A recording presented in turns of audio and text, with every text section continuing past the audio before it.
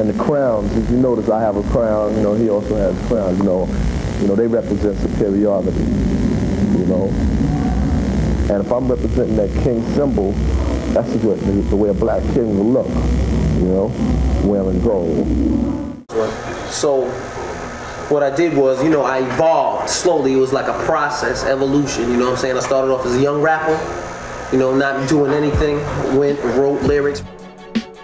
The Big Apple, Brooklyn, Queens. Now what you're about to see right now is known as rapping and scratching. For those of you who don't know, there must be some out there. How many of y'all saw this before? Two of the rap gods, the best of the best, the creme de la creme. LL Cool J meets Big Daddy Kane in this mini documentary series, the LL Cool J, Big Daddy Kane era.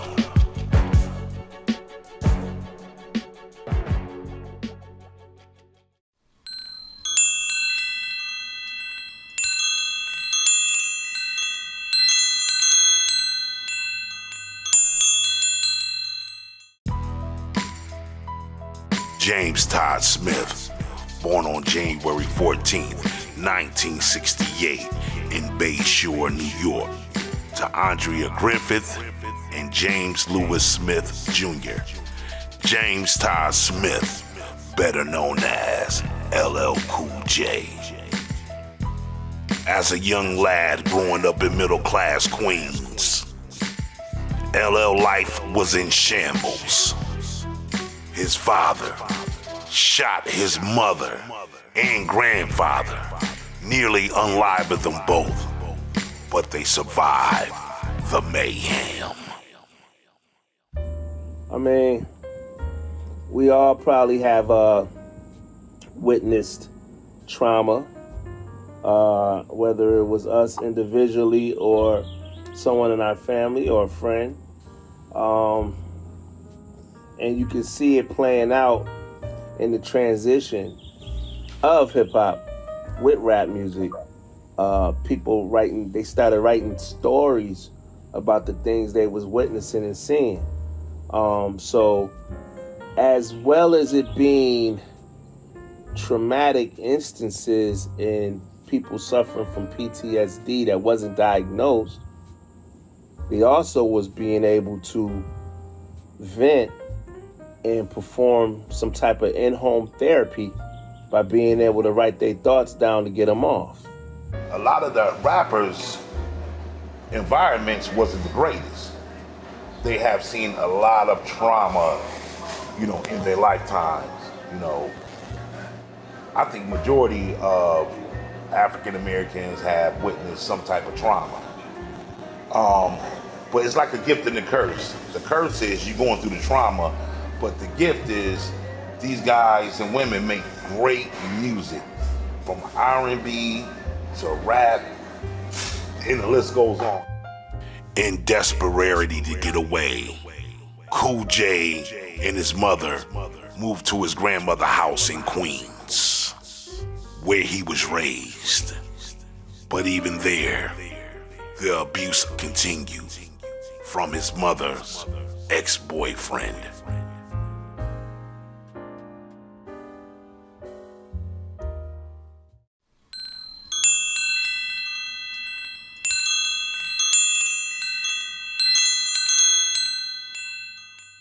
World famous.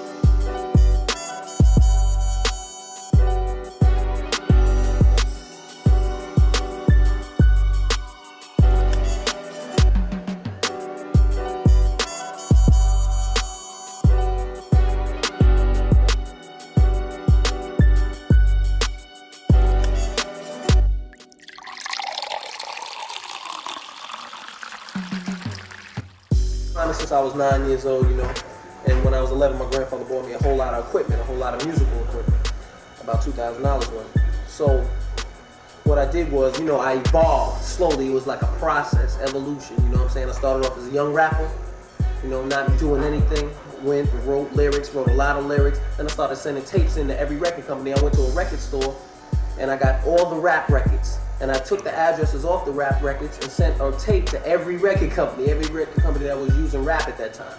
Cool J started rapping at the age of 10. He was influenced by the hip-hop group Legends, the Treacherous Three. Who is the Treacherous Three? The Treacherous Three was a pioneering hip-hop group that was formed in 1978. It consists of DJ Easy Lee, Kool Moe D, LA Sunshine, Special K, and Spoonie G. Cool J looked up to the Treacherous Three rhyme style. He respected it. But if I could have your attention, Cool J and one of the members of the Treacherous Three will be in an all-right war battle down the line.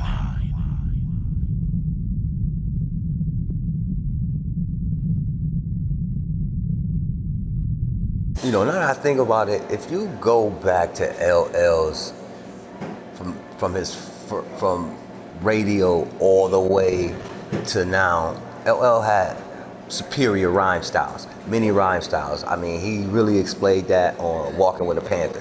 If you go back and listen to LL Cool J's third album, Walking with a Panther, you will hear styles on that album that you hear today.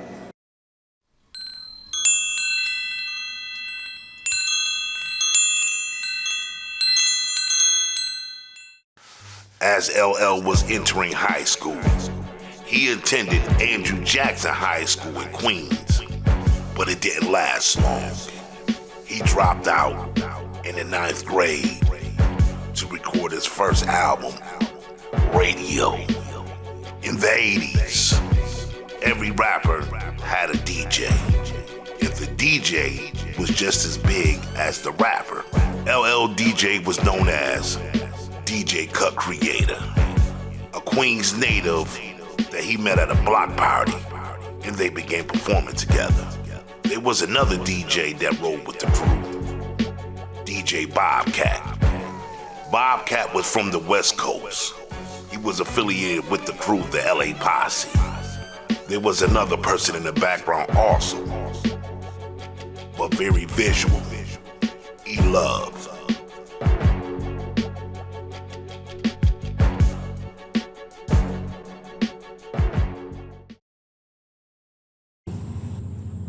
That caught my attention. I mean, it had to be my radio. Okay, why did radio stick out to you? You know, It was just that beat. It was that beat. That beat was crazy. The beat was hard. Joint was that joint was nasty. I ain't gonna front. It definitely was probably the radio. I can't go nowhere without my radio. That was tough. Radio. I mean, he had another song called I Need a Beat, but Radio definitely was dope because it was part of a movie called Crush Groove back in the day.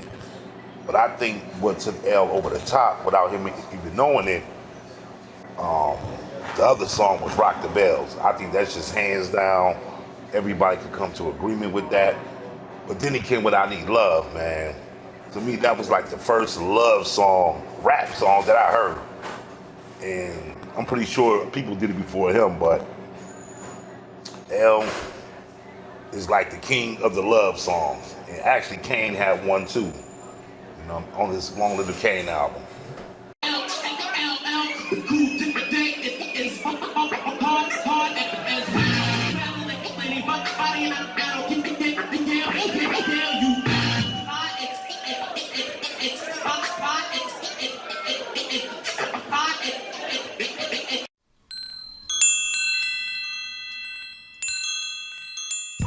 Antonio Hardy, born September 10th, 1968, in the borough of Brooklyn.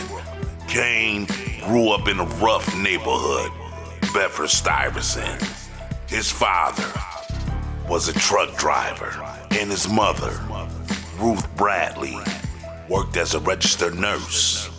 He also has a little brother, Little Daddy Shane. Antonio Hardy better known as the Big Daddy Kane. Watch so I can tell time.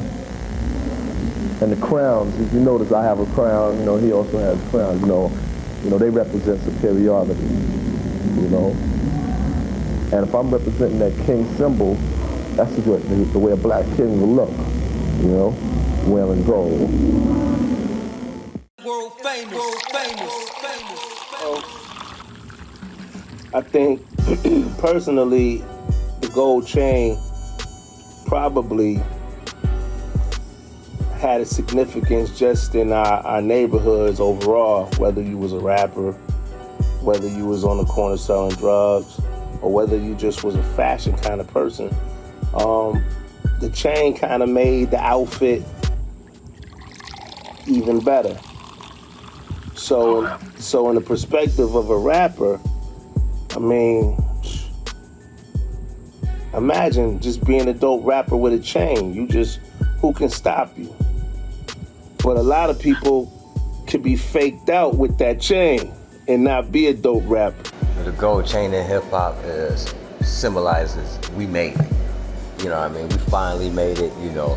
It date back all the way to the drug dealers. When the youth in the 80s seen the drug dealers with the gold chain, they looking at them like, yo, they made it. So now, you know, now it's a hip hop starter kit, but it date back to ancient times, you know. King David had a gold chain. All the pharaohs rock gold chains. King Tut rock gold chain. That's why they call it a King Tut cut, you know what I mean? In his early years, Kane was like any other kid growing up. He wasn't into sports, but gained a love and passion of music. He also was a part of the 5% Nation, the Nation of Islam, which he intertwined the teachings into his songs. As most rappers admire other rappers' rap skills, Kane admired this group called Cold Crush Brothers. Who were the Cold Crush Brothers? The Cold Crush Brothers was formed in 1978 in the Bronx. They were known for their memorable routines, which included harmonies, melodies, and stage-stomping performances. Kane's favorite rapper out of the group was Grandmaster Caz. He studied his style, and which made Kane a better writer for himself.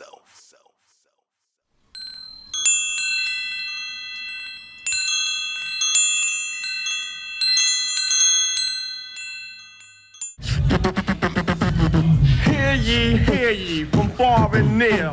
The one they call the Big Daddy Kane is here as the party animal, sex symbol, soloist, vocalist, microphone miracle, here to react, attack as a... Kane heard about this up-and-coming rapper Bismarcky from Long Island that was on the rise through a mutual friend. He was telling Kane how dope he was on the microphone. Kane got tired of hearing it. He put Bismarcky to the challenge. They met up at the Albee Square Mall, exchanged verses, and became friends since.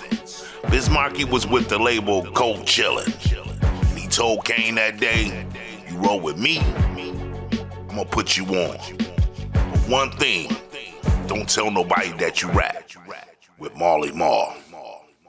They eventually found out Kane could rap, and he signed with Cold Chillin', and he debuted his album, Long Live the Kane. And he also became a member of the legendary group, the Juice Crew, and the rest was history. Kane also had something special. He had a DJ, Mr. C, and what took him over the top was his two dancers, Scoob and Scrap Lover. That made his show explosive. And actually, I did a show with Kane back around 87, 88, at this place called The Turtle in Niagara Falls. I opened up for him, and shout out to my guys that did the concert with me. they brought me along with them. Let me just get that straight. Aaron Liggins, George Simmons, G Ski Rock, A-Dog D, AZ, and shout out to my man Greg Burke, you know what I mean? He was a part of it too. So that was a good experience.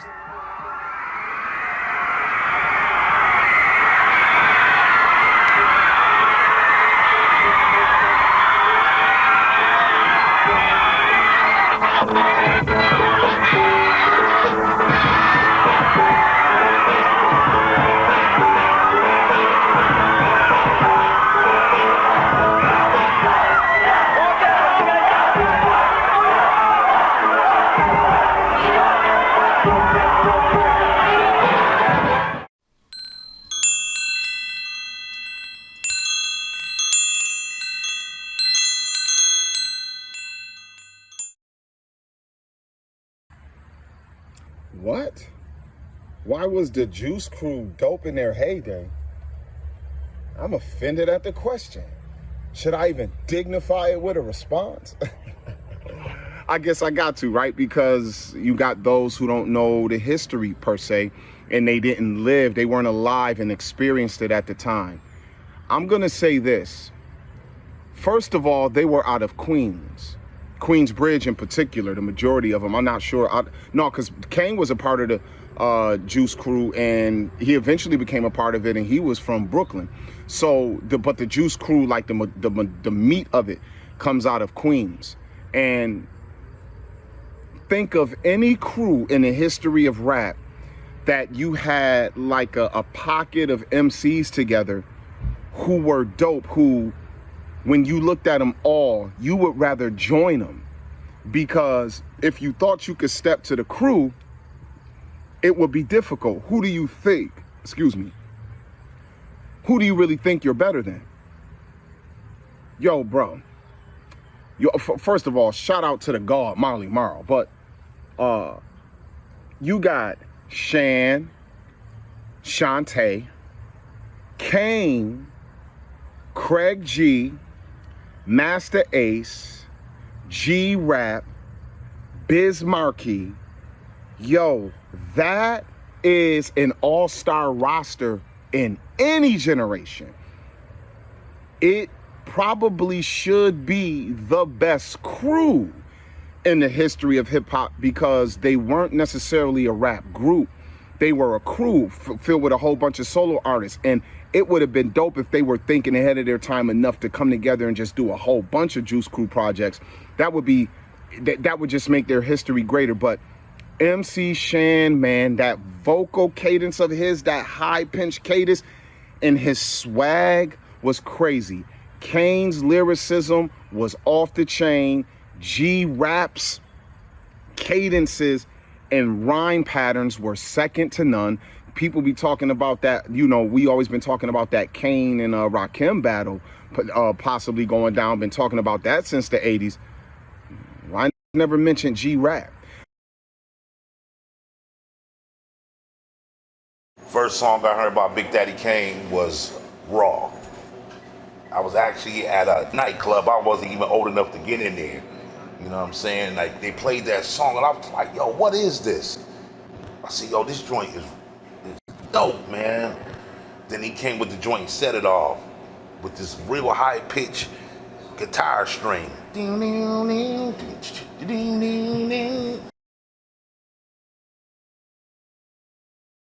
Similarities between Kane and Cool J? Well, obviously, they were, in my opinion, the first two rappers who consistently made making music aimed at women cool, acceptable, great battle rappers. Even though these guys can make great studio projects, they were the kind of guys that convinced me that if they were in any city USA and a local rapper who was nice might want to test their metal, Kane or Cool J could give you that smoke. When it comes to the differences between them, I always thought that Kane was the better lyricist and also showman.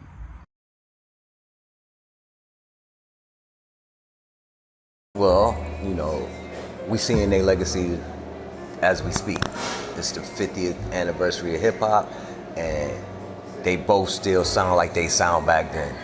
You know, LL is in the Rock and Roll Hall of Fame, which he should be, but I also think Kane should be there too.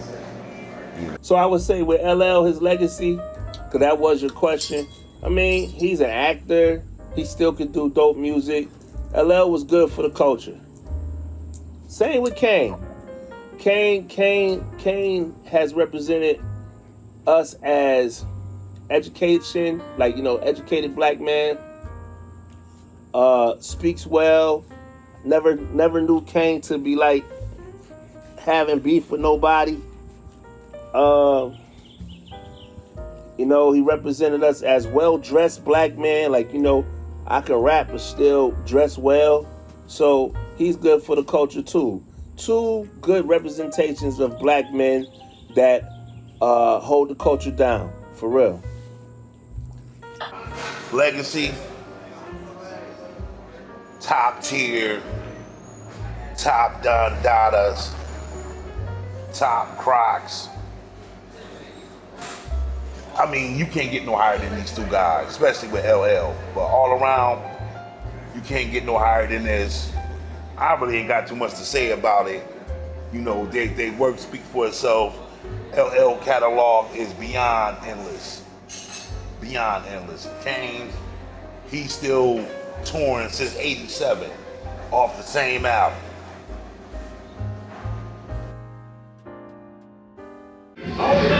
Let go, get pulled. I just can't hold back. Over my man soul. Controlling effect for what the heck. Rock until it goes back to the groove. What's next? What's that?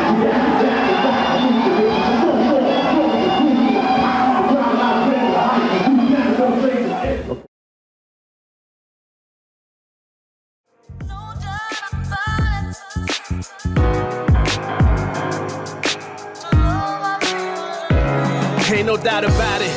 Women are challenged. Right. Find the right one, find the right balance. Yep. Been across the atlas. I experienced plenty of women. They wasn't blind, they just ain't see the vision. They used to think I was tripping, but they see me now and they know I wasn't. Cause I done found a queen and we on to something. Empire, results of events prior, made us what we are, and that straight fire. Straight fire. We take a picture and they calling it art. If we a song #1 on the chart, I used to live in the dark.